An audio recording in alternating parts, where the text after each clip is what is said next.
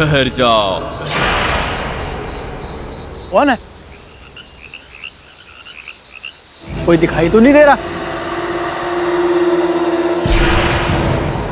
कौन है?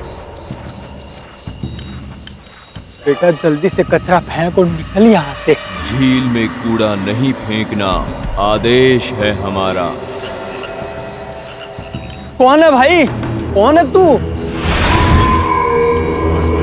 कहां से चिल्ला रहा है?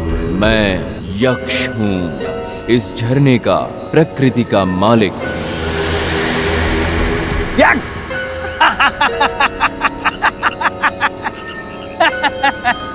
यक्ष बहुत नाम सुना है तेरा।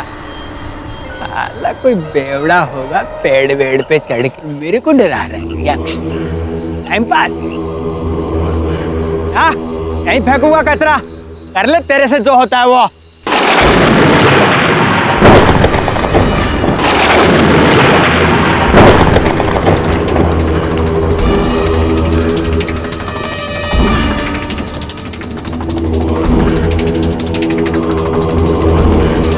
लगता है यार यहाँ तो कोई लोचा है। बेटा कूड़ा फेंक और निकल यहाँ से। यदि तुमने कचरा फेंका तो यहाँ से जीवित वापस नहीं जाओगे। कौन है भाई? क्या मजाक कर रहे हो यार? हिम्मत तो सामने आ।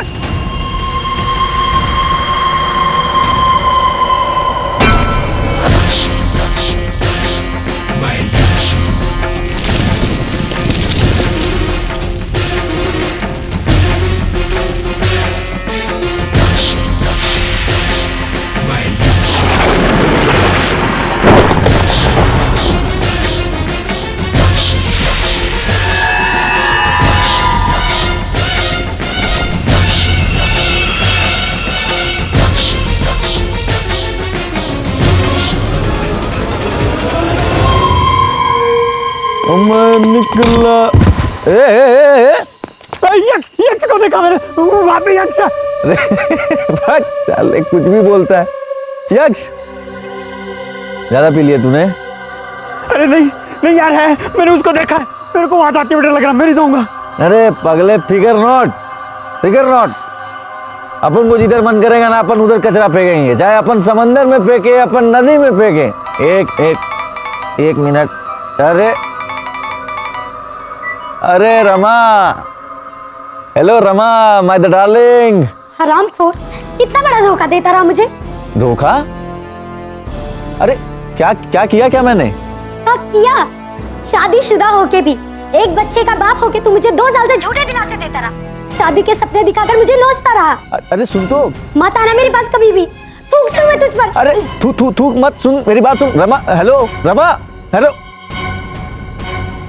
चला मैं शादीशुदा हूँ, ये बात रमा को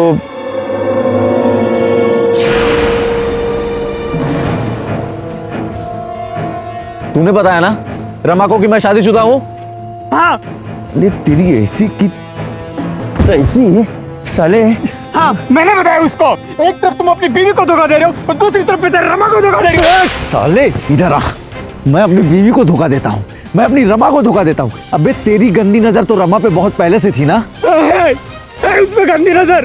प्यार करता हूँ उससे मैं। प्यार करता मेरे पास ना बीवी है ना गर्लफ्रेंड है। हाँ। तो तुम डबल चांस ले रहे हो। Double chance? साले बच्चू, अब इसकी तुझे बहुत भारी कीमत चुकानी पड़ेगी। बहुत पछताएगा तू। अब तू देख मैं क्या करता हूं तेरे साथ।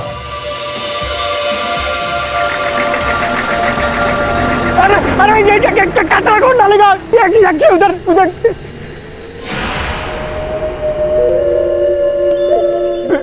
बेटा बच्चू, तू अपना काम कर, कचरा डाल के आ।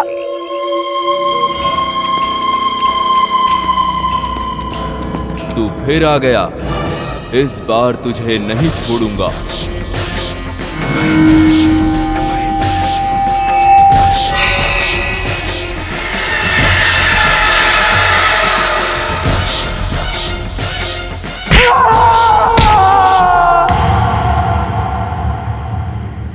तो फिर उसके बाद क्या हुआ? उसके थोड़ी देर बाद मेरा मूड ठीक हुआ सर। तो मैं वापस गाड़ी लेकर के फिर कंपनी ने हम दोनों को काम दिया साहब कचरा फेंकने का। साहब जब मैं वहां पहुंचा, बच्चू बच्चू बच्चू बच्चू बच्चू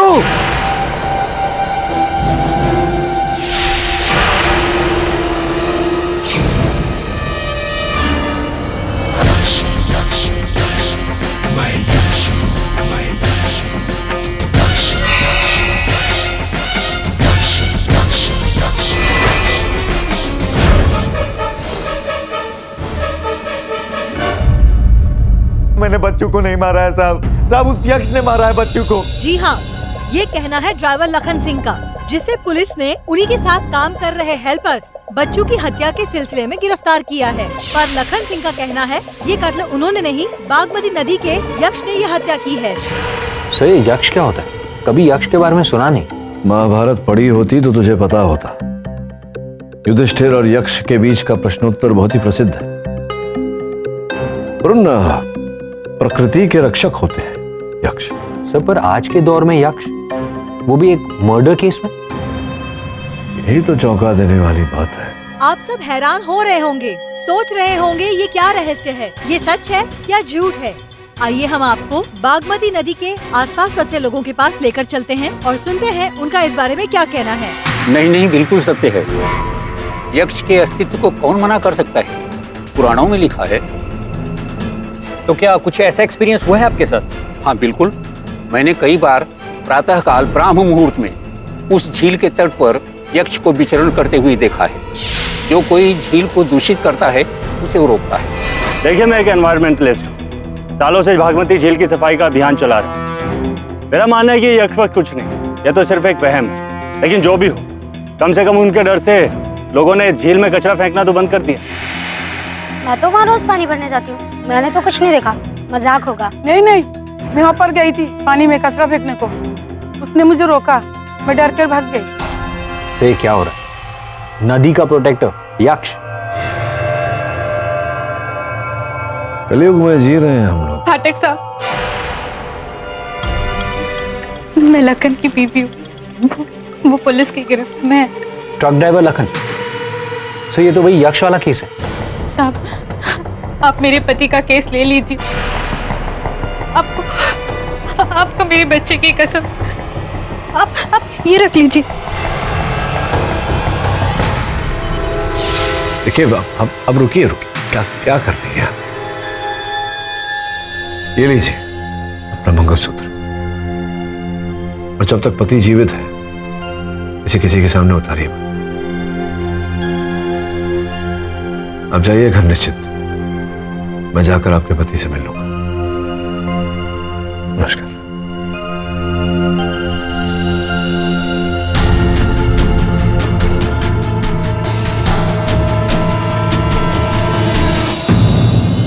याद रहे, ये काम आज आधी रात को करना है, कानो कान किसी को खबर ना हो, बड़ी होशियारी से। वहां और वहां।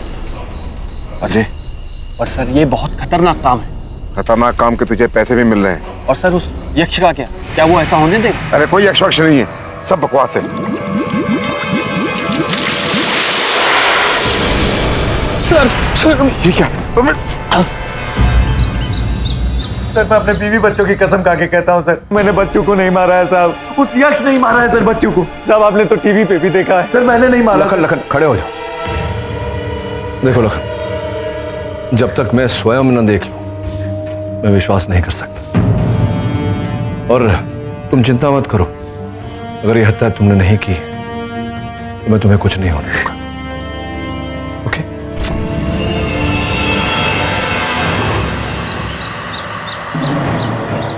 पटेल जी 2 मिनट में मर्डर स्पॉट में मैं छानबीन कर लूँ, ठीक है? समझने की कोशिश करिए सर। अरे आप मेरी बात समझने की कोशिश कीजिए, मैं ज़्यादा वक्त नहीं लूँगा, ठीक है? ठीक है, आप जाके आइए। Thank you.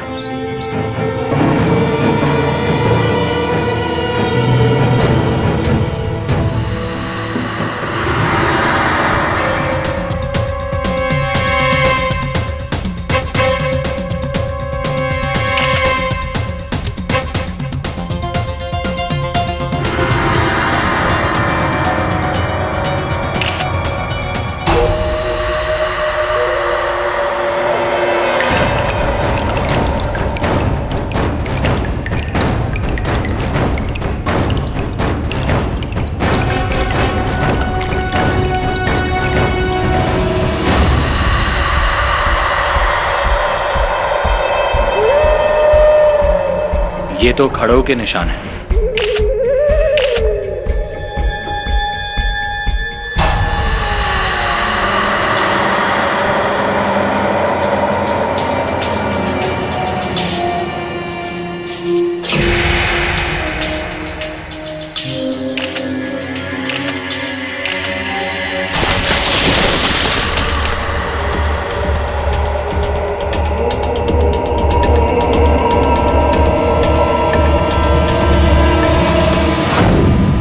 Your honour, Lakhan और इसका साथी बच्चू जो अब बचा नहीं है, इसके कारण वो दोनों रॉ केमिकल कंपनी में काम करते हैं जो कि मिस्टर दास की है, और 14 दिसंबर की रात को दोनों कचरा फेंकने के लिए गए थे। जो योर ऑनर अवैध कार्य है, कानून के विरुद्ध। करेक्ट, मैं भी मानता हूँ, पाठक साहब की बात से सहमत हूँ, लेकिन ये केस कचरे का नहीं, आई मीन मिस्टर दास का नहीं है यार। उसमें तो पुलिस ने अलग से केस दर्ज किया है, ये केस है लखन का। किस वजह से? कोई आपसी दुश्मनी? नहीं, दुश्मनी नहीं, प्यार। आपस में नहीं, एक लड़की से, रमा से। दोनों रमा से प्यार करते।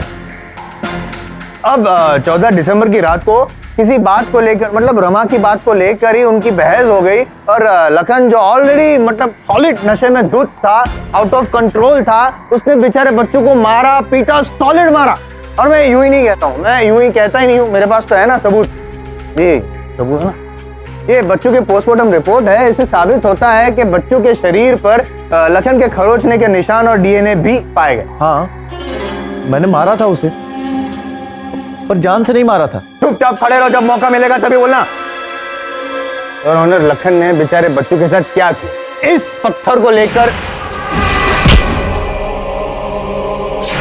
योर ऑनर, जायसवाल साहब बिल्कुल सही कह रहे, इसी पत्थर के कारण बच्चों की मृत्यु हुई। किंतु जायसवाल साहब गलत कह रहे कि मेरे मुवक्किल ने इस भारी भरकम पत्थर को उठाकर बच्चों के सर पर दे मारा। ऐसा ऐसा ऐसा कह रहे? हाँ, ऐसा ही, लेकिन ऐसा है नहीं, ऐसा है नहीं। योर ऑनर, इसका प्रमाण ये है कि पत्थर के निचले हिस्से पर काई लगी हुई और इस पर लहू के कोई अंश नहीं, जिसका ये अर्थ होता है कि ये पत्थर धरती के स्पर्श में ही, समझ रहे हैं आप? नहीं, लेकिन सुन लीजिए, पूरी बात ये समझ लीजिए।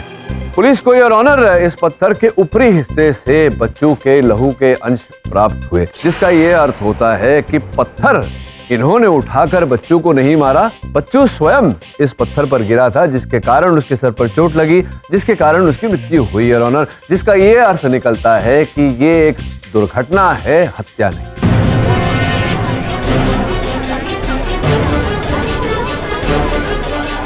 योर ऑनर, आपकी अनुमति हो तो मैं इस बात को दर्शाना चाहूंगा कि अगर इतना भारी भरकम पत्थर उठाकर अगर कोई उठा पाए तो, और उठाकर किसी के सर पे दे मारे तो क्या हश्र होता है। आपकी अनुमति हो तो दर्शा। अनुमति।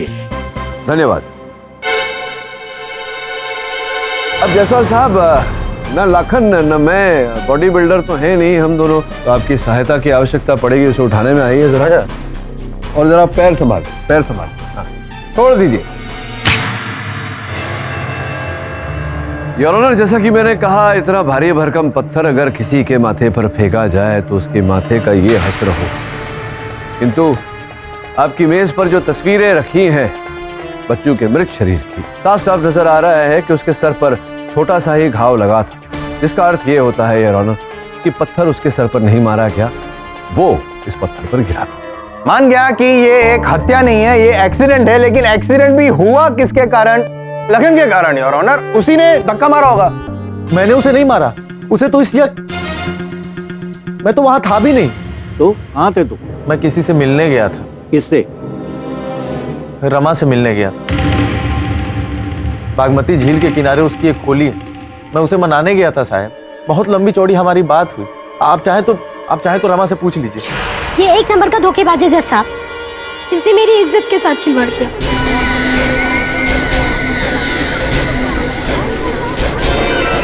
Order order. और अब सफेद झूठ बोलता है। उस रात ये मेरे घर पर आया ही नहीं था। नहीं जज साहब, रमा झूठ बोल रही है। ए रमा, मैं तुझसे मिलने नहीं आया था, तेरी मेरी 10 मिनट तक बात हुई थी। अरे तूने मुझे थप्पड़ भी मारा था। मेरे भूत ने थप्पड़ मारा होगा तुझे। मैं तो उस रात घर पर थी नहीं, मैं तो उस रात भाई के घर पर गई थी। इतना बड़ा ताला लटका था, दिखाई नहीं पड़ा तुझे? लेकिन मुझे सब कुछ साफ साफ दिखाई दे रहा है योर ऑनर, क्योंकि पोस्टमार्टम रिपोर्ट के मुताबिक बच्चू की हत्या, उसका खून 12 बजे के करीब हुआ। लखन का कहना है कि 12 बजे के करीब वो रमा के घर पे था। रमा का कहना है कि वो वहां पे था ही नहीं। इसका मतलब कि लखन झूठ बोल रहा है। सच ये है कि लखन वहां पे था बच्चू के साथ, उसने बच्चू को मारा है, साबित हो गया, केस ओवर। केस तो अभी शुरू होगा जयसवाल साहब। रमा जी, देख रहा हूँ आपने बहुत सारे आभूषण पहने हुए हैं, आभूषणों का बहुत शौक है आपको। इस कड़े को तो आप पहचानती ही होंगी। ना, नहीं। ये क्या है मिस्टर पाठक?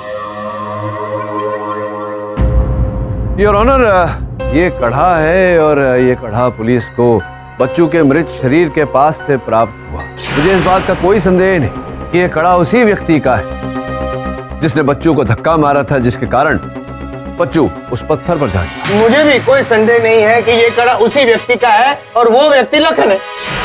जयसवाल साहब, ये किसी स्त्री का कड़ा है और वैसे भी ये सोने से बना हुआ बहुत महंगा कड़ा है और मेरे मोक्किल लखन की आमदनी इतनी नहीं कि वो 5 वर्षों में भी ऐसा कड़ा बना। और ये कड़ा यक्ष का है। लखन, बच्चू ने बताया था मुझे कि यक्ष ऐसे ही कड़े पहनता है। मैंने कहा था ना, बच्चू को यक्ष नहीं मारा है। ये प्लीज ये यक्ष वाला चैप्टर बंद करो है, ये वापस शुरू मत करो। ये मत बोलना कि यक्ष झील के किनारे था, बच्चू को योर ऑनर ये जी, डोंट टेल मी आप भी यक्ष वाली बात पे यकीन करते हैं। नो योर ऑनर, अब यक्ष का तो पता नहीं, लेकिन मेरा सहायक वरुण वहां गया था। आपकी अनुमति हो तो मैं वरुण को बुलाऊं। अनुमति। वरुण, अदालत को बताइए कि क्या देखा आपने वहां पर। योर ऑनर, खड़ाऊ के निशान मैंने जमीन पर देखे थे। ओह अच्छा अच्छा अच्छा। By the way what is खड़ाऊ?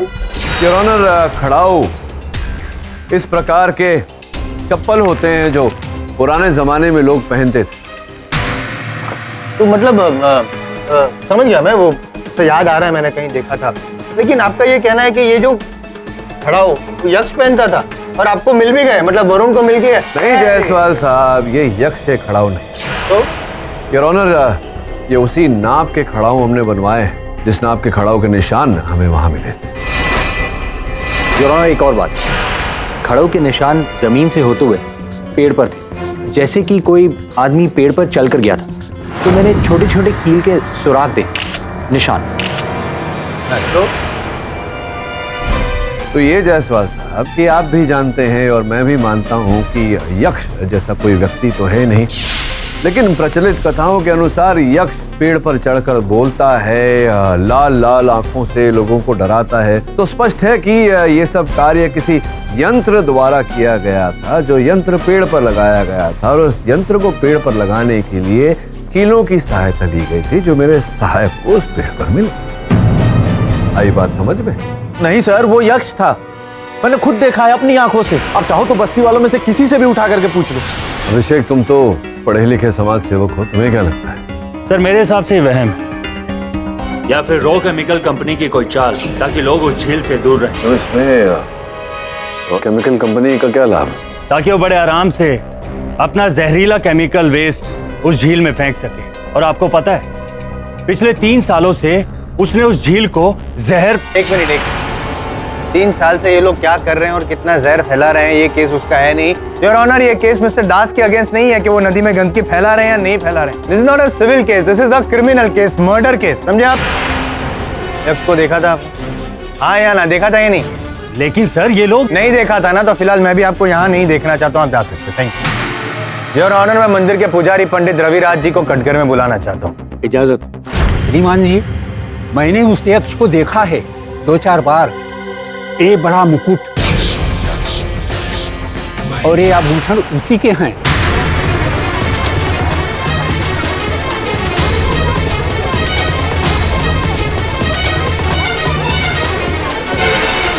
Lakhan सच बोल रहा है, उस नदी पर उस यक्ष का प्रकोप है। अरे पंडित जी, आप पादुका पहनते हैं? जरा दिखाइए तो, जरा निकालिए। खड़ा हूं, दिखाइए दिखाइए।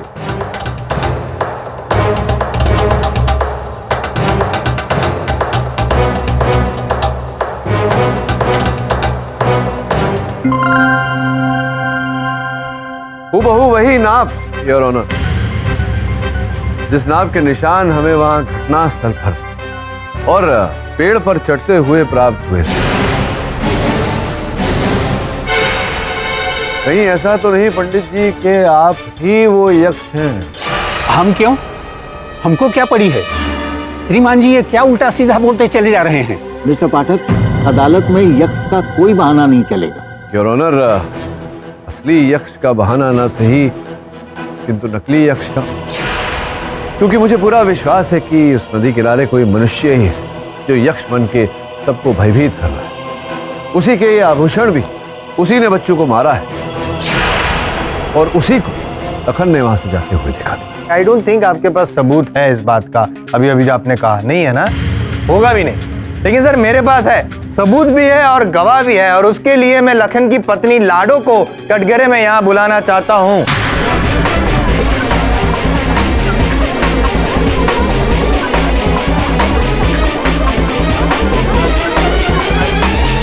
लाडो जी, आपको क्या लगता है आपके पति निर्दोष?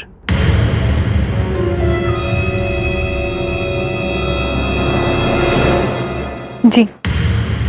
कोई मजबूरी है आपकी? डर है आपको? देखिए आप रो रही हैं और मैं आपके आंसू पहुंच नहीं सकता क्योंकि मेरे पास रुमाल नहीं है। खैर आप सच बताइए, क्योंकि मुझे ऐसा लग रहा है आप झूठ बोल रही हैं। आपके पति शादीशुदा हैं, आपके साथ शादी करने के बावजूद रमा के साथ गुलछर्रे उड़ा रहे हैं, फिर भी आपको ऐसा लग रहा है कि निर्दोष है। क्यों बजा रही हैं? खैर चलिए, इस बात का जवाब मत दीजिए। थोड़ा सा ये आपने जो हाथ ढक के रखा है जरा हटाइए, दिखाइए।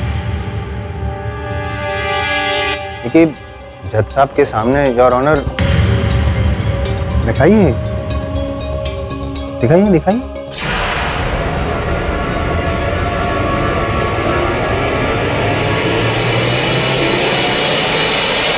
अरे कैसे जल गया ये? और ये जो चोट के निशान हैं आपके उसको भी छुपाने की कोशिश कर रही हैं आप। यहाँ पर भी चोट के निशान है। ये सब क्या है? मैं फिर से रिक्वेस्ट कर रहा हूँ आपसे लाडो जी, डरिए मत, बोलिए। वो लखन ने मारा ना आपको? वो शराब के नशे में।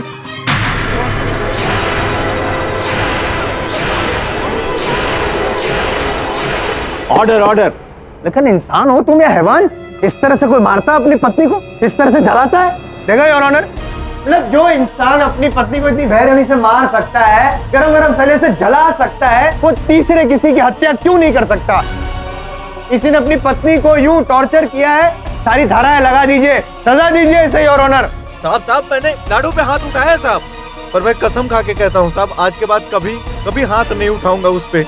क्या उसके लिए मुझे जो दंड देना है दे दीजिए, पर मैंने बच्चू को नहीं मारा है साहब, मैंने बच्चू को नहीं मारा है। अरे तेरे को सब सजा देनी चाहिए योर ऑनर। इस पे सारी धाराएं लगा दीजिए योर ऑनर, ऐसी कड़ी सजा दीजिए, इस तरह फांसी पे लटकाइए कि इसकी गर्दन टूट जाए, तब तक लटका के रखिए। ये हैवान है। अरे मैंने बच्चू को नहीं मारा है, आपको समझ में नहीं आ रही बात? किसी ने मारा है? तूने मारा है बच्चू को? ये बच्चू का खूनी है, इसको बच्चू मार रही है।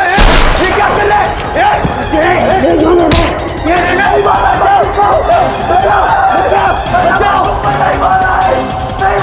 Order order.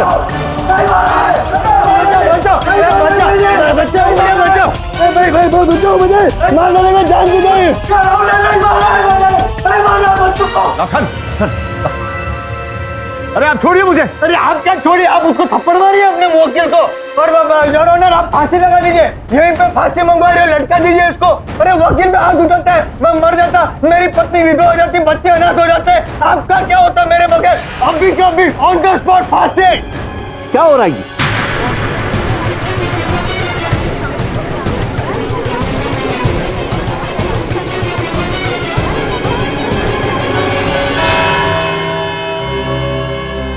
अदालत की कार्रवाई कल तक के लिए मुलतवी की जाती है।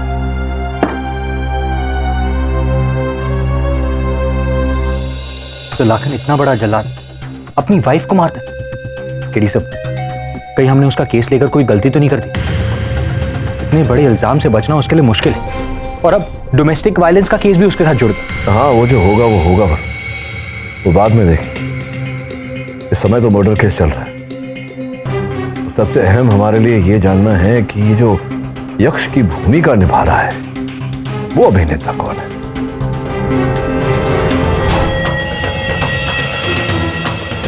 चलो पंडित जी, हवन के लिए काफी है, कुछ और दूं? यजमान, इतने पैसों में तो मैं ऐसा हवन करूंगा कि यक्ष तो क्या, उस नदी के इर्द गिर्द यमराज भी नहीं भटकेगा। यजमान, आपने उस यक्ष को कभी देखा है? पहले तो हमें भी यकीन नहीं था, लेकिन उस रात उसे वहां देखकर, खैर वो यक्ष का इलाज आप करो ताकि मैं अपना काम कर सकूं। कैसा काम यजमान? वो सब सोचना आपका काम नहीं है। आप जाओ यहाँ से और हवन की तैयारी शुरू करो। जी।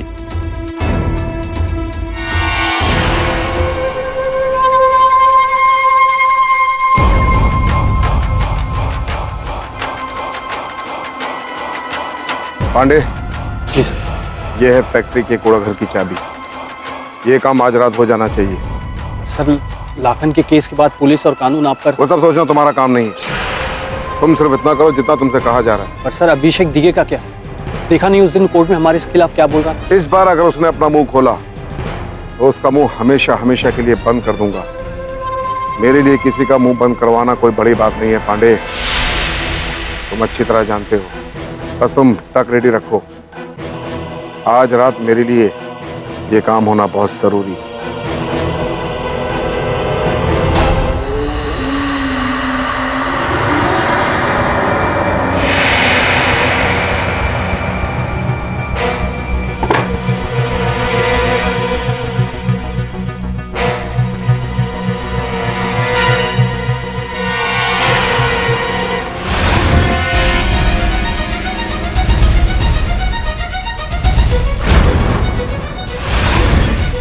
लखन के बच्चे, अब होश आए तेरे ठिकाने।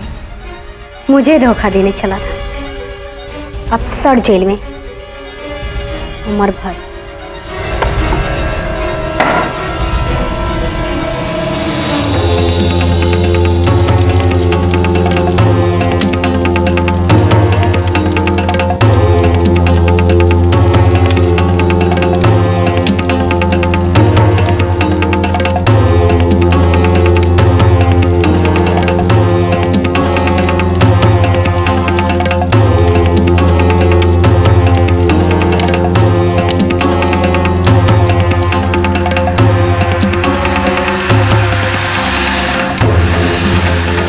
लेकिन साहब, यहाँ तो लोग कहते हैं कि नदी में कुछ भी गलत डालोगे तो यक्ष आग के गोले बरसाएगा। और अगर ऐसा नहीं किया तो आंख के गोले दांत साफ तुम पर बरसाएंगे। इसलिए चुपचाप वो करो जो कहा है, समझे? ठीक है साहब, करता हूँ।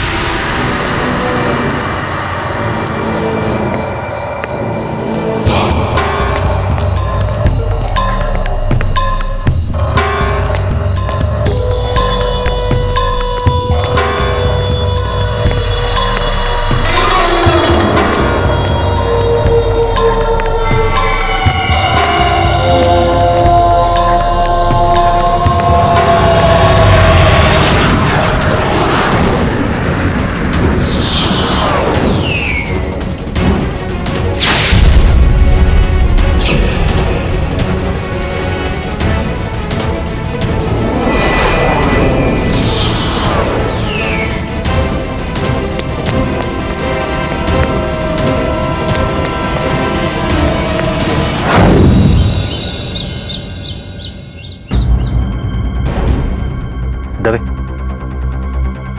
इन बैग्स में क्या है?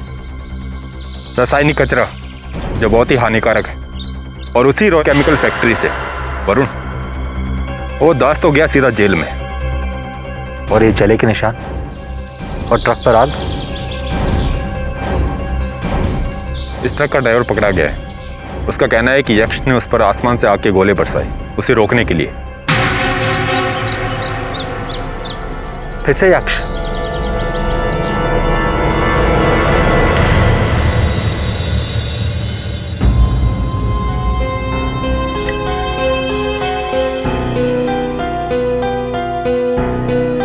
वरुण अपना यक्ष तो बहुत ही बड़ा वैज्ञानिक है।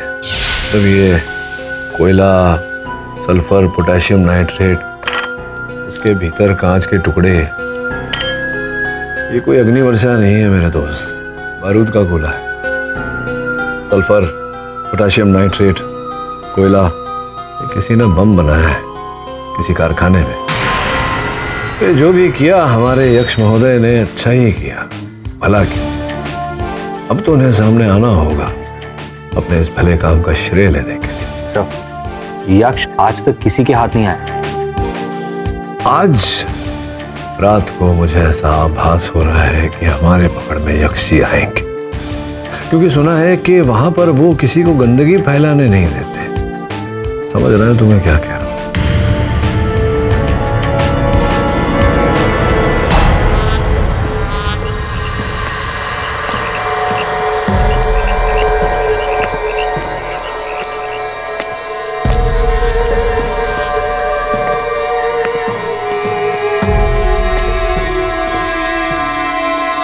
रुको।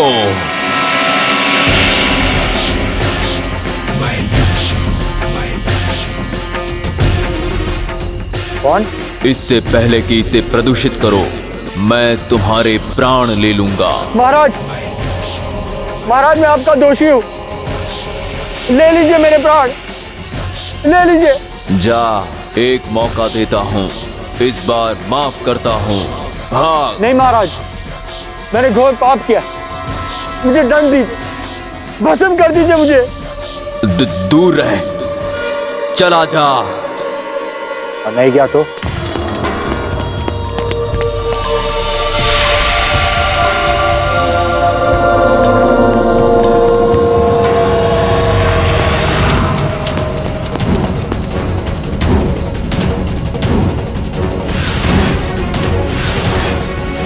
महाराज, और कितना दौड़ेंगे आप?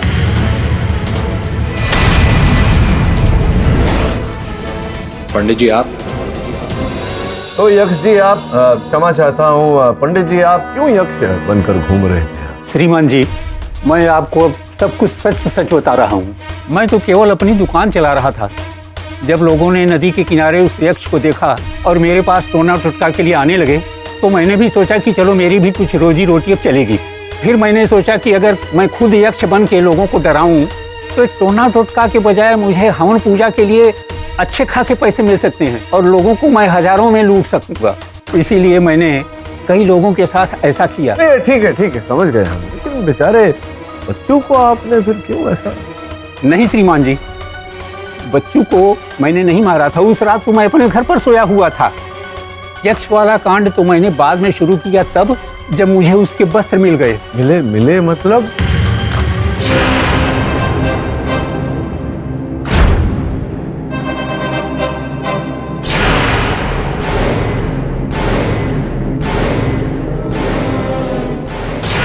मैं सच बताती हूँ, लेकिन आप लोग मुझे कुछ नहीं करेंगे, क्योंकि उस सुबह जब मैं घर पर लौटी तो मैंने देखा कि मेरे आंगन में किसी ने वो पोटली फेंक दी थी और खोला तो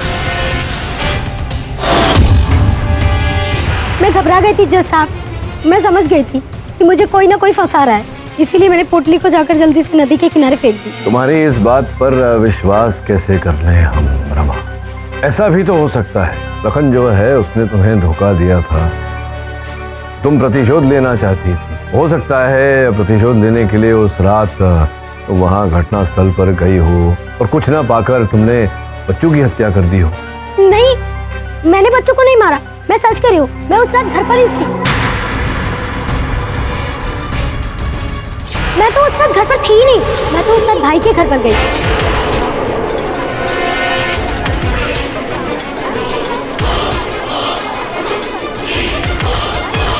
silence in the court. Lakhan मिलने आया था तुमसे घर, जब लखन सच बोल रहा था। लखन मुझसे मिलने भी आया था, हमारी बहस भी हुई थी और उसने बच्चों को नहीं मारा। Objection your honour. क्या प्रॉब्लम है? तुम कभी ये बोलती हो कभी ये बोलती हो, कंफ्यूज क्यों कर रही हो? एक बात बोलो। मैं सच कह रही हूँ, मैं तो बस लखन से बदला लेना चाहती थी और वो पोटली वाली बात भी सच है। ये देखिए। जायसवाल साहब, ये तो हूबहू वैसा ही कड़ा है जो हमें घटनास्थल से प्राप्त हुआ था। योर ऑनर, मुझे लगता है कि ये उसी जोड़े का दूसरा कड़ा है। यार ये कड़ा ना जाने किस कड़ी का हिस्सा है। कड़ी की वजह से सारे प्रॉब्लम उनको समझ में नहीं आ रहा है। आप समझा सकते हैं? जायसवाल साहब, जब लोग जोड़े में कुछ बनवाते हैं तो अक्सर उस पर अपना नाम भी लिखवाते हैं, किंतु योर ऑनर जो कड़ा घटनास्थल से प्राप्त हुआ था उस पर कोई नाम नहीं था। इस पर संभवतः चश्मे नहीं थे। मुझे दीजिए, मुझे तो चश्मे है ही नहीं। ये लिखा है निर्मला दिघे। निर्मला दिघे? दिघे तो अभिषेक जी का उपनाम है। क्यों अभिषेक जी, मैं सही कह रहा हूं या मैं सही कह रहा हूं?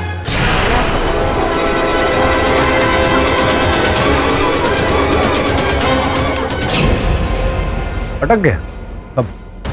अब देखिए क्या है अभिषेक जी की दिघे तो आप ही का उपनाम है और निर्मला दिघे तो आपकी माता जी हैं। अब ये आभूषण उनके थे तो स्पष्ट है कि उनके पास से ये आपके पास आए होंगे। ये आभूषण आपके पास आए होंगे तो स्पष्ट है कि ये जो यक्ष के वस्त्र इत्यादि हैं, मुकुट इत्यादि, ये भी आपके पास आए होंगे। अर्थात ये सब सामग्री आप ही के पास थी, आप ही यक्ष बने होंगे, आप ही ने यक्ष बनकर बेचारे बच्चे को। अब आप कहेंगे कि नहीं ऐसा कुछ नहीं है, तो मैं योर ऑनर इस स्तर पर आपको बताना चाहूँगा कि इस मुकुट की जांच से 2 बाल पाए गए, एक सफ़ेद जो स्पष्ट है कि पंडित जी का है और एक काला। और मुझे पूरा विश्वास है कि काला बाल जो है वो आप ही का है। नहीं। अब इसके आगे की प्रक्रिया मैं आपको बताता हूं। वो बाल हम लोग डीएनए में भेजेंगे जांच के लिए, जिससे ये पूरी तरह से प्रमाणित हो जाएगा कि बाल आप ही का है, वहीं आप फंस गए। उसके बाद हम वस्त्र भी भेजेंगे, वस्त्र पर भी आपका कहीं ना कहीं डीएनए प्राप्त होगा, उससे भी प्रमाणित हो जाएगा कि वस्त्र आप ही ने पहने थे, वस्त्र पहनकर आप ही यक्ष बने थे। अब ये सब कार्य में संभव है कि सप्ताह भर लग जाए, महीना भर लग जाए, 1 वर्ष तक लग जाए, और जब तक रिपोर्ट नहीं आ जाएगी तब तक आप कारागार में रहेंगे बंदी बनकर। और जब तक आप बंदी बनकर रहेंगे, दवे साहब आपको सत्य बोल पट्टे से सत्य बुलवाने का प्रयास करते रहेंगे। बड़ा कष्ट होगा आपको, इस बात का मुझे पूरा विश्वास है। तो क्या हम ये जो समय है ये करें या नहीं?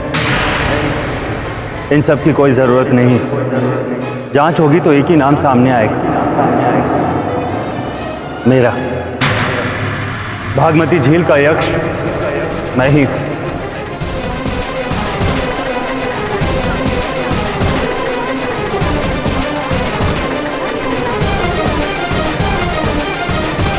Silence in the court. बचपन से एक ही चीज सुनता आया। मुझे बचपन से सिखाया गया है कि यह प्रकृति हमारी मां है, इसका सम्मान करना, इसकी रक्षा करना हमारा धर्म है। यदि ऐसा नहीं हुआ तो हम सबका अंत निश्चित है।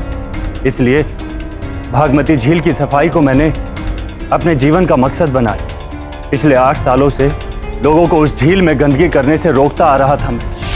रॉ केमिकल कंपनी के खिलाफ मैंने केस दर्ज करवाया, लेकिन कुछ नहीं हुआ, कोई फायदा नहीं। मैं जहां भी गया सब जगह भ्रष्टाचार, लालच। झील मर रही थी और मैं झील को मरते हुए नहीं देख सकता। इसलिए मैंने सोचा कि जब विश्वास से काम ना हो तो इस अंधविश्वासी देश में अंधविश्वासी उसी का सहारा लिया। मैंने यक्ष के बारे में पढ़ा, प्रकृति का रक्षक। तो मैंने उसका वेश बनाकर लोगों को डराना शुरू कर दिया ताकि इस झील को गंदगी से बचा सकूं। मैंने कई पेड़ों पर लाल लाइट लगाई थी ताकि यक्ष की कहानी सच लगे। ये सब ठीक है, उस रात हुआ क्या था विस्तार में बताइए। उस रात बच्चों को मैंने समझाने की कोशिश की, लेकिन वो नहीं माना। उसके बाद हमारी हाथापाई हुई। गलती से लगे मेरे धक्के से वो पत्थर से जा टकराया और उसकी मैं बहुत डर गया था। मैं उसके बाद घर गया और इस यक्ष के खेल को वहीं खत्म कर दिया। मैंने अदालत में आपको रमा पर शक करते हुए देखा, तो उसके बाद मैंने यक्ष का चोगा उसके घर पर छोड़ दी, गलती से ही सही, लेकिन मुझसे बच्चों की हत्या हो गई। लेकिन इस देश में हर रोज जो हम हत्याएं कर रहे हैं उसका क्या? इस प्रकृति की हत्या, क्या उसके लिए कोई सजा नहीं होगी? अभिषेक, तुम्हारी मंशा तो अच्छी थी, उस झील को स्वच्छ रखने की, इस देश को स्वच्छ रखने की, लेकिन जो तरीका तुमने अपनाया वो गलत था। यक्ष बनने की प्रतिक्रिया वो गलत थी। अगर तुम कोई सत्य अभियान चलाते तो संभवतः सफल भी होते। द डिफेंस रेस्ट चलो। नेक मकसद के लिए ही सही, पर अभिषेक दिघे की वजह से बच्चों की मौत हुई है। लिहाजा ये अदालत अभिषेक दिघे को फौरन हिरासत में लेने का हुक्म देती है और लाखन सिंह को इस केस से बाइज्जत बरी करती है। The case is closed. अरे क्या है जायसवाल साहब, ये कॉस्ट्यूम से मुझे याद आया अक्ष के, मैं जब छोटा था ना तब स्कूल में ऐसा कृष्ण भगवान बनता था मुकुट पहन के, बहुत स्मार्ट लगता था। जायसवाल साहब, किसी और को मत कहिएगा, तो लोगों का भगवान पर से भरोसा उठ जाएगा। कृष्ण भगवान बने थे।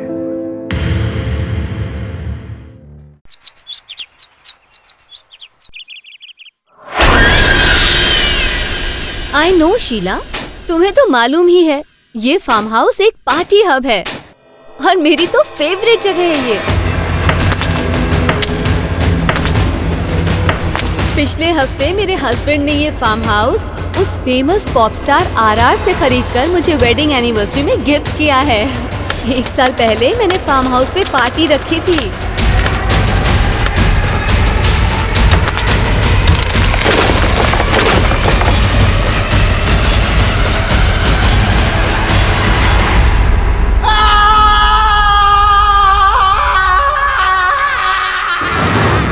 Mr. Villamore, pen please. Oh, this is not your pen, it is Katie's pen. ये तुम्हारा पेन है। Mr. Villamore, क्या फर्क पड़ता है? दोनों की इंक तो ब्लू ही है ना? बहुत फर्क पड़ता है, पता है? हम जो भी चीज इस्तेमाल करते हैं ना, उसके अंदर हमारी पर्सनालिटी का छाप हो जाता है, हमारे वाइब्रेशंस अंदर जाते हैं। पता है, अगर हमको हमारे काम की प्रोडक्टिविटी बढ़ाना है ना, तो हमको रोज वही चीज यूज करना चाहिए। Hello, really? थैंक यू, आता हूँ। High profile case, high profile victim, high profile suspect Ranveer Ranjha.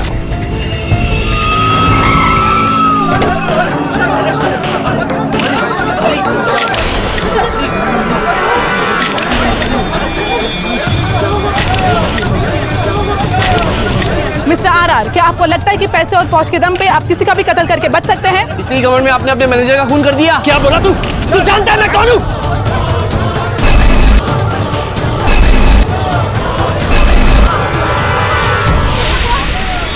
और अभी अभी आपने देखा मशहूर सिंगर रणवीर रांझा को पुलिस ने गिरफ्तार कर लिया है। उनके ऊपर मनीष दुबे अपने पुराने मैनेजर के कत्ल का इल्जाम है।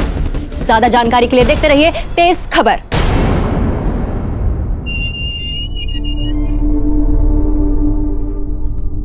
राजा साहब, किसी व्यक्ति की शक्ति को उसके क्रोध से नहीं, उसके संयम से मापा जाता है। फिलॉसफी सीखने के लिए मैंने आपको हायर नहीं किया मिस्टर पाठक, बल्कि इसलिए किया है कि आप मुझे जल्द से जल्द यहां से बाहर निकाल सकें। खर्चा जो भी हो, परवाह नहीं। राजा साहब, आपके विरुद्ध पुलिस ने सबूतों का बांध बनाया हुआ है और आप पैसे पानी की तरह भी बहा दें तो वो नदी उस बांध को नहीं तोड़ पाएगी। बेहतर है कि आप जरा जमीन पे आ जाएं और मुझे बताएं कि अंततः उस रात को क्या क्या हुआ था।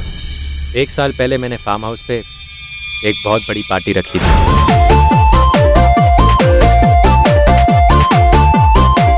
उसी पार्टी में मेरा अकाउंटेंट आया और उसने मुझे बताया कि मेरा मैनेजर मनीष कई महीनों से मेरे पैसे चुरा रहा, और उसी रात उसने मुझे कई प्रूफ भी दिखाए इन्हीं ट्रांजैक्शंस के। गुस्सा आ गया था मुझे और मैंने मनीष को वहीं धो डाला। मनीष, एहसान फरामोश! एहसान फरामोश, तूने मेरे पैसे कैसे चुराए? I will kill you! How dare you steal my money? RR साहब, पुलिस के पास कई ऐसे साक्षी हैं जिन्होंने आपको उसे जान की धमकी देते हुए देखा। दी थी तो क्या हुआ सर, मारा तो नहीं ना। और वैसे भी उस दिन के बाद वो गायब हो गया था। मुझे तो लगा डर के मारे कहीं भाग गया है।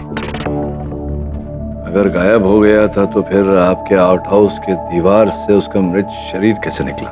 पता नहीं, लेकिन उन दिनों आउट हाउस में एक नए रूम के कंस्ट्रक्शन का काम चल रहा था। लेकिन जिस रात पार्टी थी उस रात आउट हाउस में कोई नहीं था। किसी पर संदेह है आपको? कोई ऐसा जो मनीष को मारना चाहता हो? वैसे तो बहुत होंगे ऐसे। अगर मुझे मौका मिला होता तो मैंने ही उसे जान से मार दिया होता। चलो, किसी ने तो किया।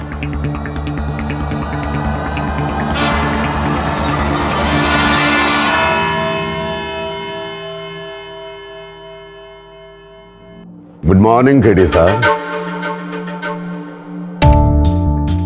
मिस्टर ठकराल, कमाल है केडी साहब, भाई मानना पड़ेगा। आंख बंद करके भी कोई शर्त लगा सकता है कि इसमें जीत ठकराल की ही होगी, क्योंकि मुजरिमों का काल है ठकराल। ठकराल साहब, अब क्या होता है कि जीवन में अक्सर बातें जितनी सरल लगती है वो अचानक इतनी उलझ जाती है कि पता ही नहीं चलता कि क्या हुआ। अब उदाहरण के रूप में राम ने श्याम से शर्त लगाई कि हॉकी मैच का स्कोर वो पहले ही बता देगा। श्याम ने 100 रुपए की शर्त लगा ली और मैच के अंत तक स्कोर हुआ 3-4 और श्याम शर्त हार गया। अब बताइए कैसे? कोई शीघ्रता नहीं है, कभी भी सोच के बताइएगा। ओके।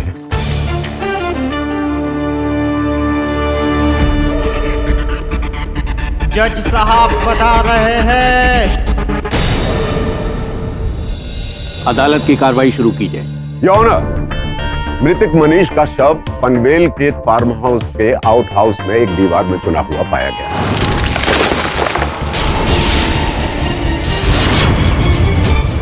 वो फार्म हाउस जिसे प्रसिद्ध उद्योगपति श्री वडालिया ने अपने मित्र आरआर से एक हफ्ते पहले ही खरीदा था। रेनोवेशन के दौरान जब एक दीवार तोड़ी गई तो उसमें से एक शव निकला और फॉरेंसिक रिपोर्ट के हिसाब से मनीष की मृत्यु 1 साल पहले हुई।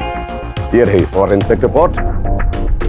1 साल पहले ही मनीष की गुमशुदगी की रिपोर्ट पुलिस में दर्ज कराई गई थी और पुलिस की छानबीन के बाद ये पता चला कि मनीष को आखिरी बार रणवीर की पार्टी में ही देखा गया था।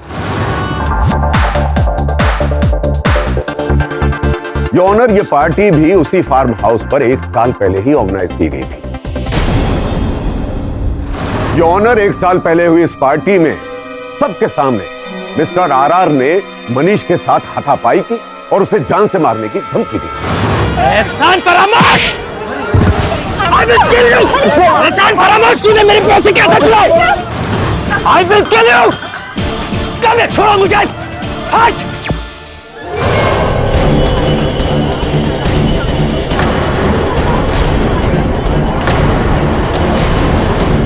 योर ऑनर, ये केस सरल तो है लेकिन साधारण नहीं। दौलत और शोहरत के नशे में चूर एक इंसान कानून और इंसाफ को चुनौती दे रहा है। हर आम आदमी की नजर आज इस केस पर है। वो जानना चाहता है कि पैसा बड़ा है या कानून। ये मिस्टर आरआर का पहला अपराध नहीं है। इससे पहले भी इनके नाम पर कई मारपीट के मामले दर्ज। I object your honour. Your honour, Thakral साहब मेरे मुवक्किल को एक खलनायक की छवि देने का प्रयास कर। मैं अदालत से निवेदन करता हूं कि उनकी इस प्रतिक्रिया पर रोक लगाई जाए। I agree with you. Objection sustain. Your honour, mister Ranjha ये बात जानते थे कि पार्टी की रात आउट हाउस पर रेनोवेशन का काम चल रहा है और उनकी पत्नी मिसेस कविता रांझा के बयान के अनुसार आउट हाउस पर ताला लगा हुआ था और उसकी चाबी का पता सिर्फ श्रीमान और श्रीमती रांझा को ही।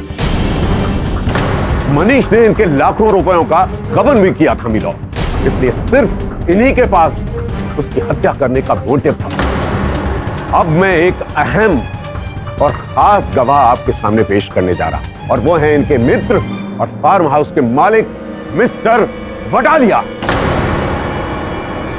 मिस्टर वडालिया, अदालत को बताइए कि उस रात यानी कि पार्टी वाली रात वहां पर क्या हुआ था। जहां तक मुझे याद है, मैं फार्म हाउस से वापस गार्डन की तरफ जा रहा था।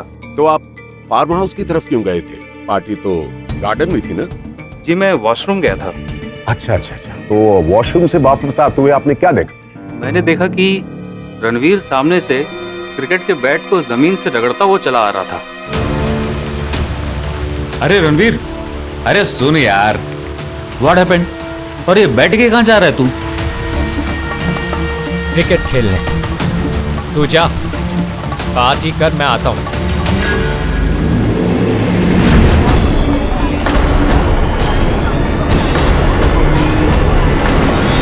ऑनर, फॉरेंसिक रिपोर्ट के हिसाब से मनीष की मृत्यु किसी भारी चीज के उसके सर पर लगने से हुई।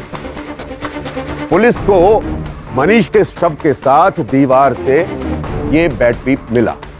इस पर मनीष के खून के धब्बे पाए गए और श्री आरआर के फिंगरप्रिंट्स भी इस पर पाए गए।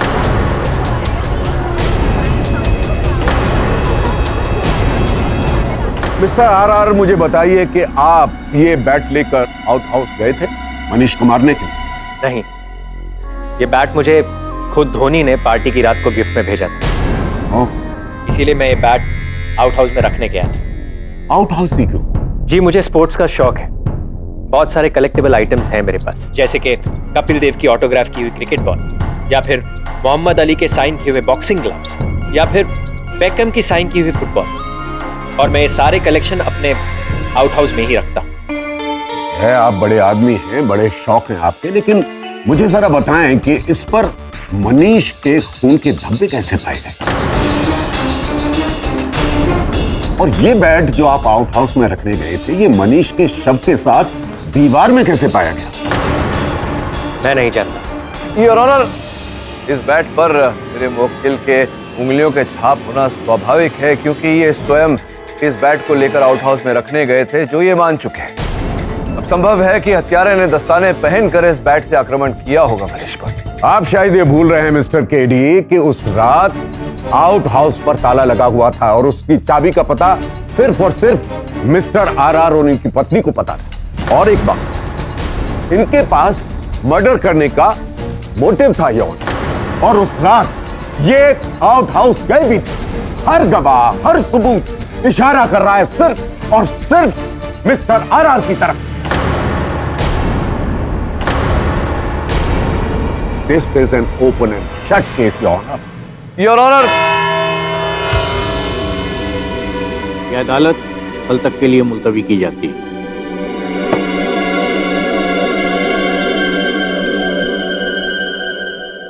इस बार आपने गलत केस ले लिया मिस्टर केडी।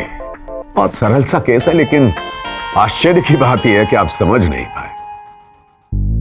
सरल से याद आया टकराल साहब, मैंने आपको एक सरल सी पहेली पूछी थी, उसका हल आपको मिला, राम और श्याम वाली। ये देखिए, ये भी विचित्र बात है कि इतना बड़ा केस आप जीत जाएंगे और एक छोटी सी पहेली का हल नहीं ढूंढ पाएंगे।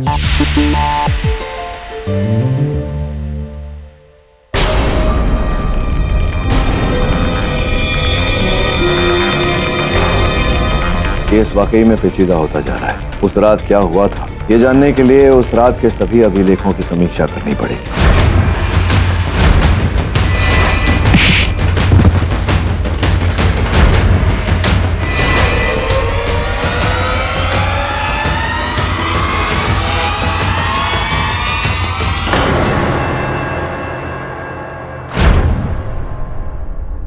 मैंने जब ये सब सुना तो विश्वास ही नहीं हुआ कि आरआर ऐसा कुछ कर सकता है। इस बात पर आप विश्वास नहीं करें तो अच्छा है, क्योंकि ये बात अभी तक प्रमाणित नहीं हुई। वैसे भी बहुत शीघ्र सत्य सामने आ जाएगा, क्योंकि अधिक दिन तक सत्य छिप नहीं सकता। मतलब आपको लगता है कि आरआर ने ये नहीं किया, तो फिर और कौन मार सकता है मनीष को? यही तो पता लगाना है, और पता लगाने के लिए आपकी सहायता मांग रहा हूँ। हाँ जरूर, मैं जो भी मदद कर पाऊंगी मैं जरूर करूंगी सर। धन्यवाद। सर्वप्रथम ये बताइए कि मनीष के साथ क्या संबंध था?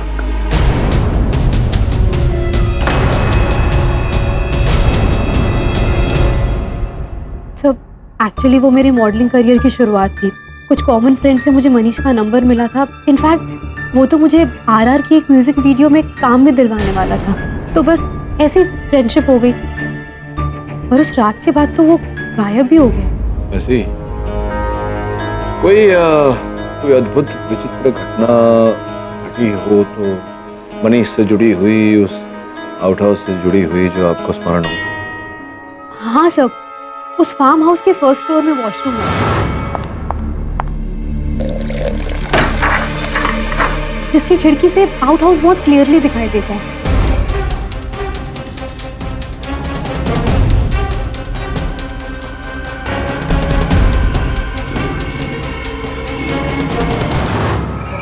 जय।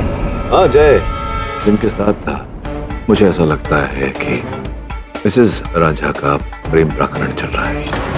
मैंने दोनों को अदालत में देखा था और जिस प्रकार का बॉडी लैंग्वेज था दोनों का, ये तभी होता है जब दो लोगों के बीच में गहरा संबंध होता है। संबंध कितना गहरा है ये तो पता लगा ही नहीं है अंजलि जी। आपको आपत्ति न हो तो बिना समझ भेजे आप अगर अदालत में आ जाएं अपना कथन दें। जी जरूर, अब मैं चलूं। Thank you.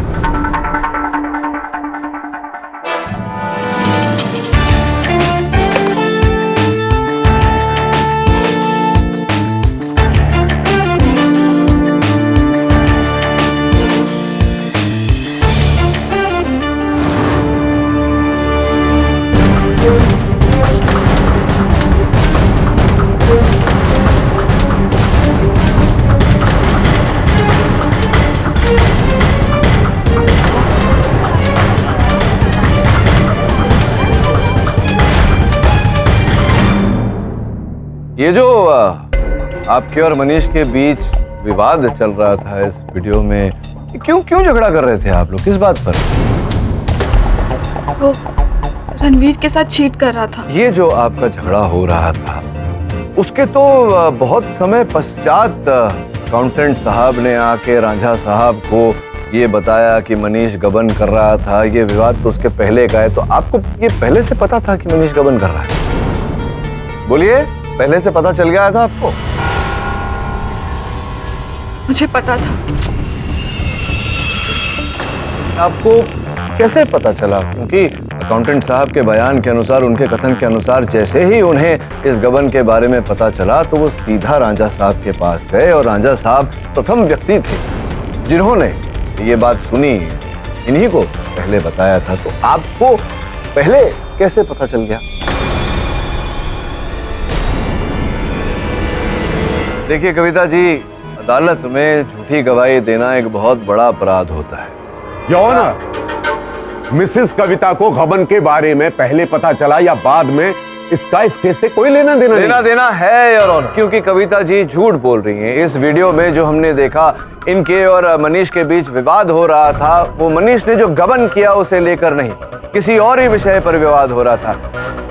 क्या यह सत्य नहीं है कविता जी कि मनीष आपको ब्लैकमेल कर रहा था, आपसे रुपए पैसे ऐंठ रहा था, क्योंकि उसे पता चल गया था कि आपके और जय के बीच में प्रेम प्रकरण चल रहा है, अनैतिक संबंध चल रहा है?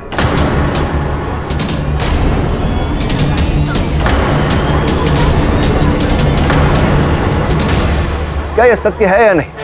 इसे आप झुटला नहीं सकती, क्योंकि योर ऑनर, जय साहब और मिसेस रांझा की बैंक की सूची मेरे पास है, जिससे ये पूरी तरह स्पष्ट होता है कि बारी बारी इन दोनों के खाते में से मनीष के खाते में रुपए जमा किए गए थे। अब बताइए, मनीष आपको ब्लैकमेल कर रहा था या नहीं? आपकी चुप्पी से यह प्रमाणित होता है मिसेस रांझा की जो मैं कह रहा हूं वो सत्य है। केवल इतना ही नहीं योर ऑनर, एक गवाह भी है जिसने मिसेस रांझा को और जय को आउट हाउस की तरफ जाते हुए देखा। ये कहां साबित होता मिलॉर्ड? ये कत्ल इन्होंने किया है। किंतु इससे यह अवश्य साबित होता है योर ऑनर कि केवल मेरे मुवक्किल मिस्टर रांझा के पास हेतु नहीं था मनीष की हत्या करने का, मिसेस रांझा और जय उनके पास भी हेतु था। इससे यह भी साबित होता है योर ऑनर कि केवल मेरे मुवक्किल आउट हाउस की तरफ नहीं गए थे, मिसेस रांझा और जय भी गए थे।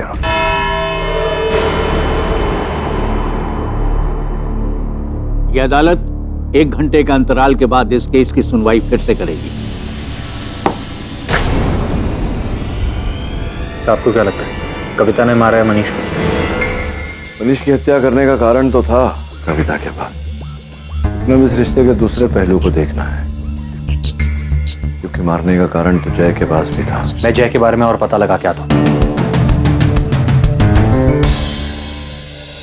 केस फाइल पेपर से करीब 2 साल पुराना केस है। इन्वेस्टिगेशन तो हुई थी, लेकिन सबूत ना मिलने के कारण आरआर को रिहा कर दिया गया था। सबसे ताज्जुब वाली बात यह है कि सिर्फ 2 पार्टीज ने आरआर के खिलाफ इल्जाम लगाया था, एक महिला संस्था और दूसरा जय। उसी ने पैसे देकर ये अखबार में न्यूज छुपवाई। से एक और बात, मेरे जर्नलिस्ट फ्रेंड्स ने मुझे बताया है कि जितने भी लोकल न्यूज़पेपर्स में आरआर की नेगेटिव आर्टिकल छपे वो सभी जय ने ही स्पॉन्सर किए। लगता है कुछ ज्यादा ही जल्दी है आरआर को सजा दिलवाने। पर फेदी, ये सबसे प्रूफ कुछ नहीं होता है। लेकिन एक प्रश्न उठ रहा है मेरे मन में। कभी कभी इस सत्य तक पहुंचने के लिए एक छोटा सा प्रश्न ही पर्याप्त होता है। तो एक काम कर बरो, मनीष के बैंक अकाउंट्स की सूची निकलवा। जी सर।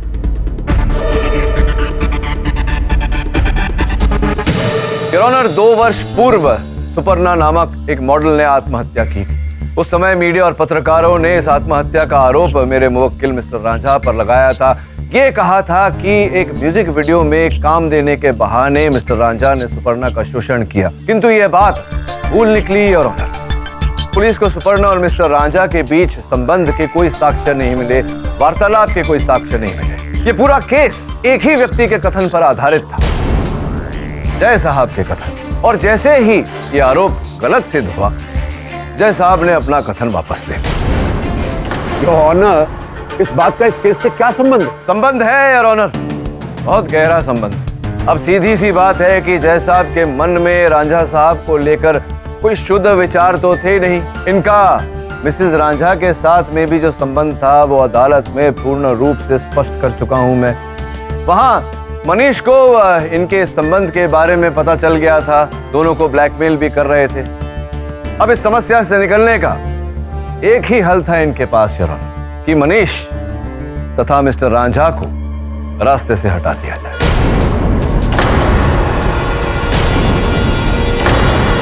और फिर जब रांझा साहब आपके झूठे आत्महत्या को उकसाने वाले आरोप से छूट गए, तब आपको लगा कि अब इन्हें किसी बड़ी हत्या के आरोप में फंसाना चाहिए। ऐसा ही आपने किया, क्योंकि इसी में आपका भी लाभ था। ऑब्जेक्शन योर ऑनर, बिना किसी सबूत और मोटिव के ये आरोप लगाना सरासर गलत है। सबूत है योर ऑनर, सबूत ये है कि मनीष उस रात अंजलि को लेकर आउट हाउस में गया था।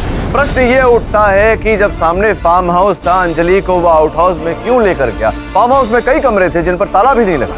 उसे एकांत चाहिए था, और फार्म हाउस में तो कोई भी आ जा सकता है। सकराल साहब, आप मुझे ये बताइए कि मनीष को कैसे पता चला कि आउट हाउस की चाबियां कहाँ रखी? बता दिया होगा किसी ने। किसने बताया होगा? क्योंकि आपके दलील के अनुसार तो कोई आईपीड देना चाहता हूं। अनुमति। योर ऑनर, मेरा सहायक अभी एक खास सबूत देके गया है, मैं इसे देखने की इजाजत चाहूंगा। अनुमति। Thank you your honour. जैसा कि मैं कह रहा था कि स्पष्ट है कि कोई तीसरा व्यक्ति था जो जानता था कि चाबियां कहाँ रखी है, जिसने मनीष को वहां चाबियां देकर भेजा। मिस्टर और मिसेस रांझा का तो विवाद हो चुका था मनीष के साथ, वो तो उसे भेज नहीं सकते थे। एक ही व्यक्ति बचा योर ऑनर, जय साहब। जय साहब ने ही मनीष को चाबियां दी और उसे आउट हाउस में भेजा। इतना ही नहीं योर ऑनर, ये आउट हाउस से बाहर भी निकलते हुए दिखाई दी। सारे प्रमाण ये कह रहे हैं योर ऑनर कि संभव है कि मनीष की हत्या जय साहब ने की। योर ऑनर, एक बात के लिए तो मैं केडी साहब की सराहना करना चाहूंगा कि ये आसानी से हार नहीं मानते, किसी न किसी तरह से केस को इधर से उधर घुमाकर कहीं पहुंचाने की कोशिश करते हैं। अच्छी बात है योर ऑनर, ये तो साबित हो चुका है कि मनीष की हत्या आउट हाउस के अंदर हुई। मुद्दा नंबर 2 की हत्या जो है क्रिकेट के बैट से हुई। मुद्दा नंबर 3 कि उस पर आरआर साहब के फिंगरप्रिंट्स पाए गए। मुद्दा नंबर 4 के साहब नशे में चूर थे और इनके पास एक मोटिव भी था हत्या करने का।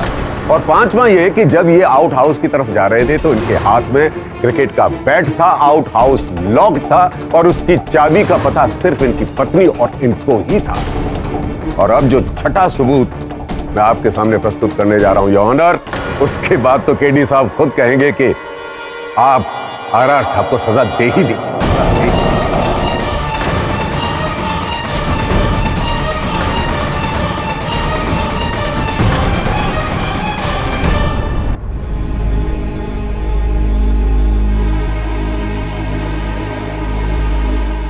योर ऑनर, मिस्टर रांझा ने अपने फार्म हाउस और अपने घर की सुरक्षा का जिम्मा S1 नाम की एजेंसी को दिया था। S1 नाम की एजेंसी ने इनके घर और फार्म हाउस पर सीसीटीवी इंस्टॉल किया। उनमें से एक कैमरा फार्म हाउस के पीछे इंस्टॉल किया गया जहां से आउट हाउस साफ नजर आता था।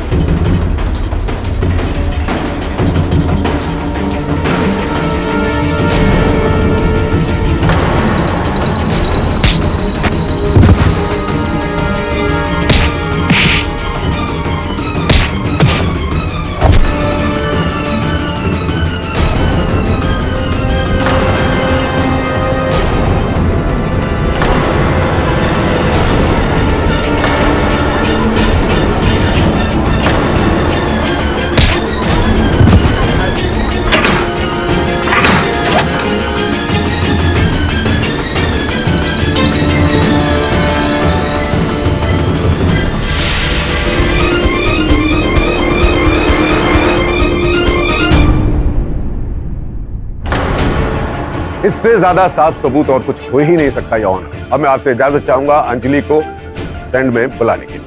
अंजलि जी, ये सब आपने पुलिस को पहले क्यों नहीं बताया? I am really sorry sir, पर मैं बहुत डर गई थी। उस रात जब मुझे होश आया तो मनीष कहीं नहीं था। अच्छा, आपने आउट हाउस के अंदर जाकर देखा था? जी सर, पर वो वहाँ भी नहीं था। इनफैक्ट वो उस रात के बाद उसका कुछ पता ही नहीं चला। वो तो जब मैंने न्यूज़ में देखा कि उसकी बॉडी आउट हाउस से मिली तब मुझे समझ में आया कि क्या हुआ होगा। Sir I am really sorry, मैं डर गई थी इसलिए मैंने कुछ नहीं कहा। आरआर बहुत पावरफुल आदमी है सब, और मैं उसके सामने कुछ भी नहीं हूँ।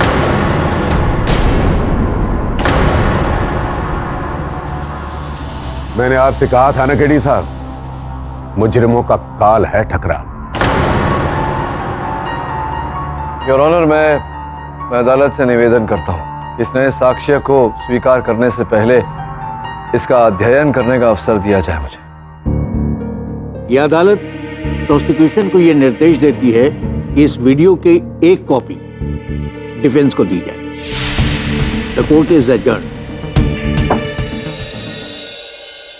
मुझसे झूठ क्यों बोला तुमने? तो और क्या करता सर? सब जानते हैं कि you are the best sir, और सब ये भी जानते हैं कि आप क्रिमिनल्स को कभी डिफेंड नहीं करते। अगर मैं आपसे ये बात बता देता तो आपको भी यही लगता कि मर्डर मैंने किया और फिर आप मेरा केस कभी नहीं लेते। देखो आरआर, ये अंतिम मौका है तुम्हारे पास मुझे ये बताने के लिए सच सच कि तुमने उसे मारा है।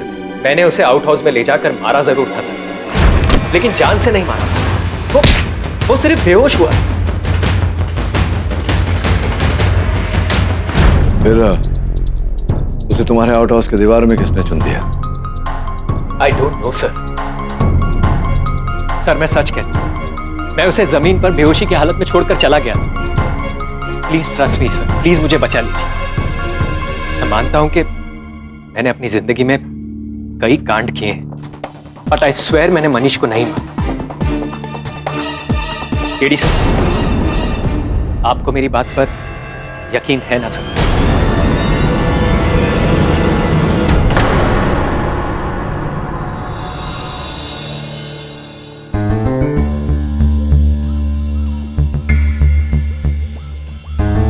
Chill, KD. It's not your fault that RR is such a liar. मेरे को तो ना, to be honest, मेरे को तो पहले से ही लग रहा था कि वो ही मर्डर किया है। इतना arrogant और angry man है वो। मुझे ऐसा नहीं लगता बिली, मुझे लगता है कि वो निर्दोष है। मैं जब उससे बात कर रहा था तो मैंने उसकी शारीरिक प्रवृत्ति पर ध्यान दिया। अगर किसी दोषी पर आरोप लगाओ तो वो अपनी नजरें चुराता है, बेवजह क्रोधित होता है। लेकिन आरआर ने ऐसा कुछ नहीं किया। वो मेरी आंखों में आंखें डालकर बात कर रहा था। क्रोधित नहीं था, चिंतित था।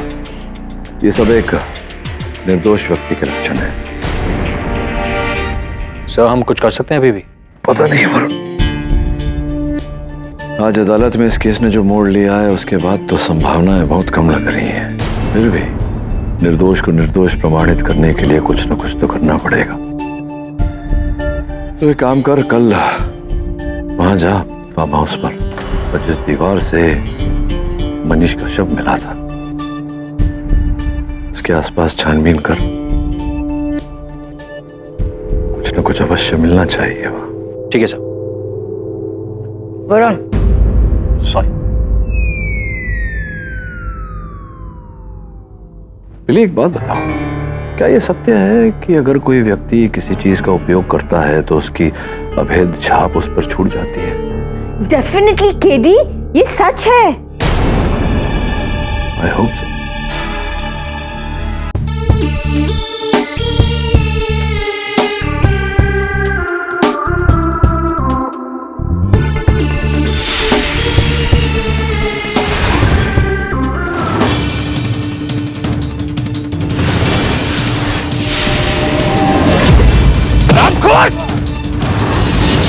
How dare you steal my money?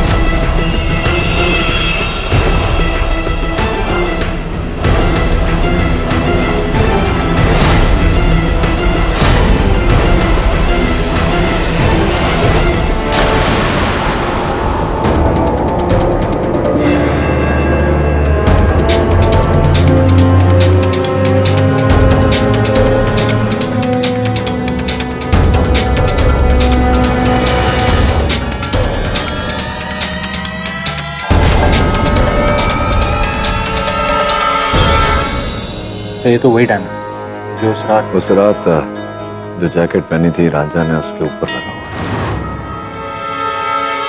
Yes, कोई डाउट नहीं है सर, उसी ने मारा मनीष को और फिर बॉडी दीवार में चुन दी। तो ये है फार्म हाउस के फोटोग्राफ्स, तो सभी विटनेसेस की बात सही लग रही।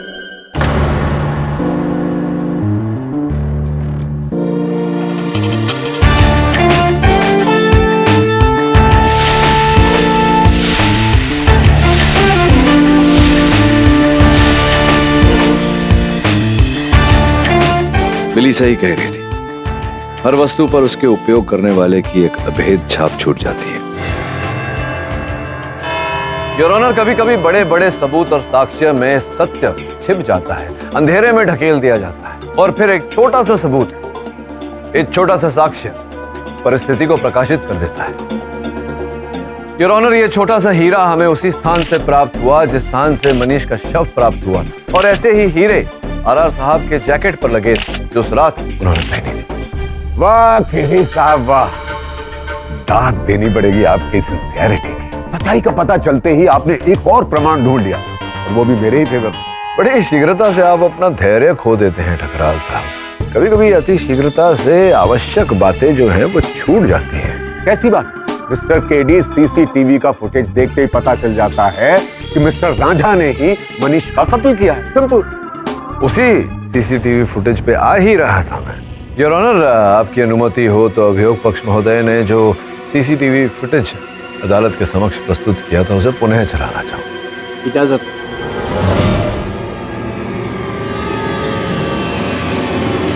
योर ऑनर, ध्यान दें कि इस फुटेज पर समय भी अंकित है।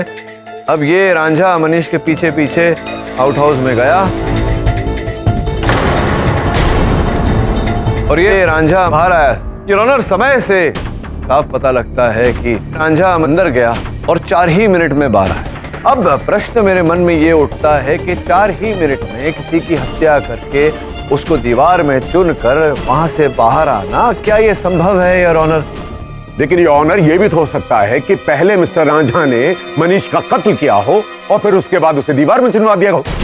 नहीं ठकराल साहब, अब आप देखिए, ये दो तरफा बातें कर रहे हैं। आपने स्वयं अपने साक्षी से पूछा और आपको अंजलि जी ने बताया वहाँ विटनेस स्टैंड में कि उस रात जब मुझे होश आया तो मनीष कहीं नहीं था। आउट हाउस के अंदर जाकर देखा था? जी सर, पर वो वहाँ भी नहीं था। इनफैक्ट वो उस रात के बाद उसका कुछ पता ही नहीं चला। अच्छा, तो आप ही बताइए कि मिस्टर रांझा की जैकेट का डायमंड मनीष की लाश के पास कैसे पाया? ठकराल साहब, मैं केवल आपको इतना बता सकता हूँ कि अक्सर जो होता है वो दिखता नहीं, जो दिखता है वो होता नहीं। तो हो सकता है इस केस में जो आपको दिख रहा है वो ना हो और जो मुझे दिख रहा है वही हो। नहीं समझाता हूँ योर ऑनर। वास्तव में ये जो हीरा उस स्थान से प्राप्त हुआ है जहाँ से मनीष का शव प्राप्त हुआ था, ये मेरे मुवक्किल आरआर की जैकेट का है ही नहीं।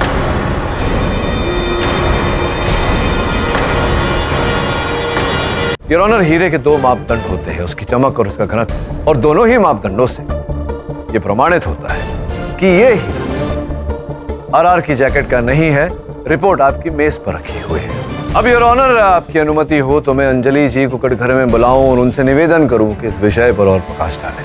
अंजलि जी, आपके कथन के अनुसार आप जब होश में आई तत्पश्चात आप आउट हाउस के अंदर गई और वहां कोई भी नहीं। जी हाँ।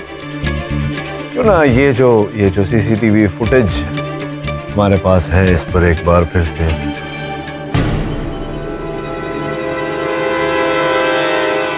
योर ऑनर ध्यान दें। ये अंजलि आउट हाउस में गई।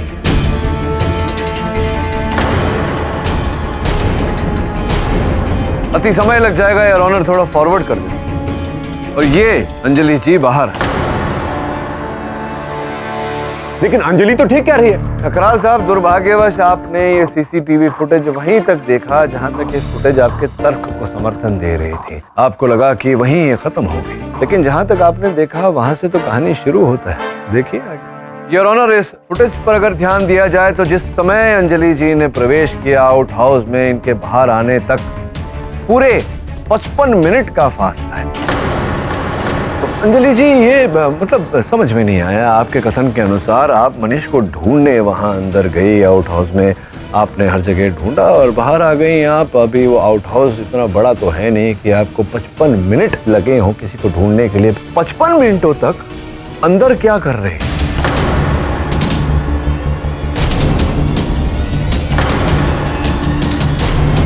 कोई बात नहीं, एक और प्रश्न है आपके लिए। ये जो हीरा उस स्थान से हमें प्राप्त हुआ जहां पर बेचारे मनीष का शव प्राप्त हुआ, क्या पहचानते हैं आप इस हीरे को? देखिए, ध्यान से देखिए। क्या है? आप कुछ भी नहीं बोलेंगे? कोई बात, मैं बोल देता।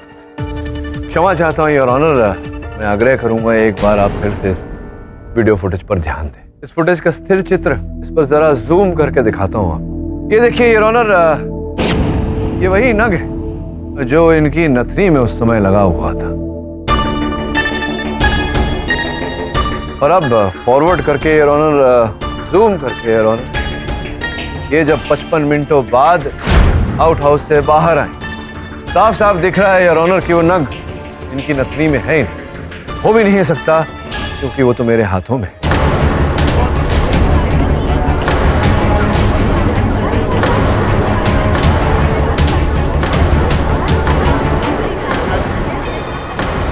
अब ये बताइए कि नहीं, इससे पहले कि मैं कुछ कहूँ, ठकराल साहब पूछने वाले हैं कि आपको कैसे पता चला कि वो चाबियां आउट हाउस की कहाँ है?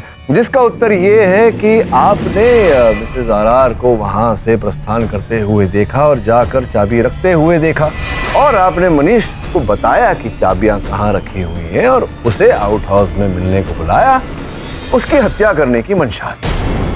एक बात समझ में नहीं आ रही है कि इसका मोटिव क्या हो सकता है? ये क्यों मारेंगे उसे? लो कर लो, थोड़ी सी जांच पड़ताल की होती ठकराल साहब ने तो ये प्रश्न न पूछते। योर ऑनर, हमने थोड़ी सी जांच पड़ताल की तो पता चला कि अंजलि जी सुपर्णा जी की छोटी बहन है। वही सुपर्णा जी योर ऑनर जिन्होंने 2 वर्ष पूर्व आत्महत्या की थी, और आत्महत्या को उकसाने का आरोप योर ऑनर मेरे मुवक्किल आरआर साहब पर लगा।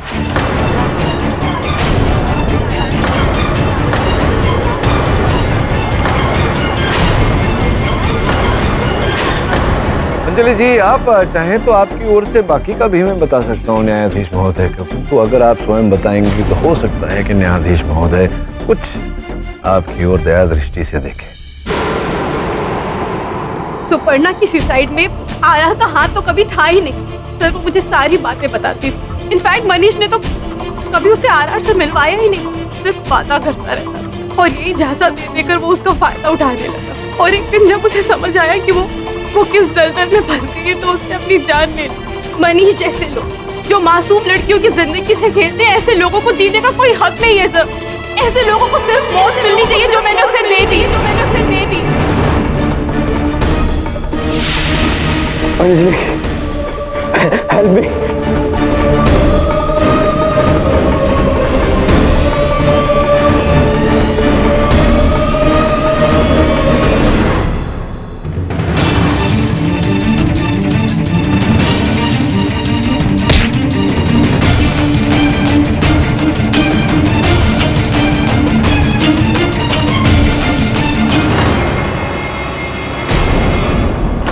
अंजलि जी, आपकी बहन सुपर्णा के साथ जो हुआ उस बात का खेद तो है हमें, तत्पश्चात प्रतिशोध लेने के लिए आपने जो किया उसका उससे भी बड़ा खेद है हमें। डिफेंस, सभी सबूतों और गवाहों के मद्देनजर ये अदालत रणवीर रांझा को इस केस से बाइज्जत बरी करती है और अंजलि को मनीष दुबे की हत्या के जुर्म में फौरन गिरफ्तार करने का आदेश देती है। The case is closed. Mister KD, फिर से जीत गया, मुबारक हो। आपकी जो किस्मत है ना वो सचमुच बुलंदी पर है। ठकराल साहब, केसेस तकदीर और भाग्य से नहीं, परिश्रम और कटिबद्धता से जीती जाती। वैसे आपने मेरी पहेली का हल नहीं बताया। मैंने आपसे पूछा था कि राम ने ये शर्त रखी कि खेल शुरू होने से पूर्व वो स्कोर क्या है बता सकता है, और श्याम ने 100 रुपए लगा दिए और हार गया। 3-4 स्कोर हुआ था। ऐसा है कि जो मैच है वो फिक्स हो गया होगा। नहीं ठकराल साहब, ऐसा नहीं था। तो फिर उसकी तकदीर भी आपकी तरह से बुलंदी पर होगी। जैसा कि मैंने कहा, कभी कभी बहुत ही सरल वाक्यों में दर छिपा होता है। क्या कहा था मैंने? राम ने कहा मैच शुरू होने से पूर्व क्या स्कोर होगा वो उसे पता है। मैच शुरू होने से पहले स्कोर हमेशा 0-0 ही होता है। समझ गए ना? हाँ। और भी दिलचस्प कहानी देखने के लिए हमारे चैनल को सब्सक्राइब करें और बेल आइकॉन दबाना न भूलें।